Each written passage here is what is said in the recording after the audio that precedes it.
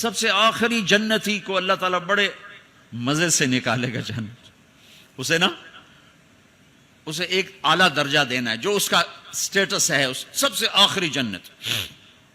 تو اس کو اللہ تعالیٰ جہنم پر لائے گا، پیچھے کمر جلے گی، آگے جسم محفوظ. تو اس کے دل میں اللہ سوال پیدا کرے گا کہ یا اللہ کہ مجھے جہنم سے تھوڑا باہر نکال دے، تیری بڑی مہربانی. تو اللہ کہے گا اور کچھ پھر مانگو گے؟ کہ نہیں، بالکل نہیں مانگتا ہوں. تو اللہ اس کو جہنم سے باہر نکال دے. تو آگے تھوڑی سی جنت دکھا دے.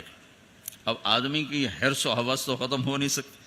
تھوڑی دیر بعد کہے گا یا اللہ وہ چھوٹی سی جنت مجھے دے دے، تیری بڑی مہربانی. تو اللہ کہے گا پھر اور تو نہیں مانگے گا؟ کہ نہیں، بالکل تیری عزت کی قسم نہیں مانگتا ہوں. تو اللہ وہاں پہنچا دے گا. تھوڑی دیر کے بعد ایک اور اس کو درجہ دکھا دے گا. جب ادھر دیکھے گا، پہلے آدمی پیدل اور کہتے اللہ سائیکل ہی دے دے. جب سائیکل آ جاتا ہے پھر کہتا ہے اللہ موٹر سائیکل دے دے. جب موٹر سائیکل آ جاتا ہے پھر کہتا ہے یا اللہ گڈی دے دے، چاہے سزوکی کیوں نہ ہوئے. جب سزوکی آ جاتی پھر یا اللہ ٹوٹا ہی دے دے. تو آدمی کا حرص آگے آگے جاتا ہے. تو تھوڑی دیر تک تو دیکھتا رہے گا، پھر چپ رہے، پھر کہے گا یا اللہ یہ مجھے درجہ دے دے، تیری بڑی مہربانی. تو اللہ فرمائیں گے پھر آگے تو نہیں مانگو گے؟ نہیں، تیری عزت کی قسم آگے نہیں مانگتا. تو اللہ وہاں پہنچا دے گا. پھر اس کا اصلی مقام اس کو ظاہر کرے گا جہاں اس نے جانا ہے. وہ آخری جنتی، میرے نبی نے فرمایا میں آنکھوں سے دیکھ رہا ہوں جہنم سے نکل رہا ہے اور جنت میں جا رہا ہے. اس کا نام ہوگا جوہینہ. میرے نبی نے بتایا اس کا قبیلہ ہوگا جوہینہ، عرب قبیلہ ہے، عرب. اور جب وہ آخری جنتی اس کو اس دنیا سے 10 گنا بڑی جنت اللہ عطا فرمائے گا، اس زمین سے 10 گنا بڑی. تو اللہ یوں دکھائے گا. تو اب وہ اس کو دیکھے گا تو اب جو نظر آ رہا ہے وہ حقیر ہو جائے گا. تو پھر اس کو سوچ آئے گی جو ہن منگے آتا کہ دیں ریورس گیئر نہ لگ جائے، دوبارہ پیچھے دوزخ کی واپسی نہ ہو جائے. تو لہذا چپ، اندر میں ابال اٹھ رہے ہیں کہ مانگوں، اور ڈر لگ رہا ہے کہ اتنی دفعہ قسمیں کھائیں توڑ دیں، قسمیں کھائیں توڑ دیں. تو کہیں اللہ تعالیٰ آگے چل بہنوں واپس کر دو. تو لہذا چپ کر کے بیٹھو. اللہ تو اندر کا بھید جانتا ہے. ہائے ہائے. تھوڑی دیر کے بعد اللہ کہے گا مانگتے کیوں نہیں ہو، مانگتے کیوں نہیں؟ کہے گا یا اللہ سألتک حتی استحییت وحلفت فیک حتی استحییت.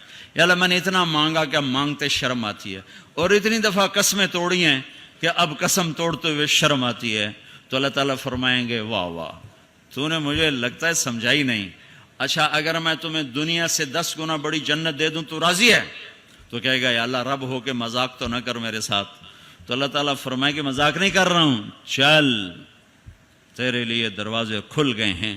تو اللہ واحد شہنشاہ ہے، مانگو تو خوش ہوتا، نہ مانگو تو ناراض ہوتا، اور جتنا مانگو اتنا خوش ہوتا.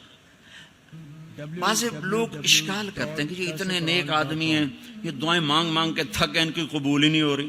اور یہ فلاں آدمی ایسا ہے کہ وہ ایک کام سیدھا نہیں، دعا کرتا ہے قبول ہو جاتی.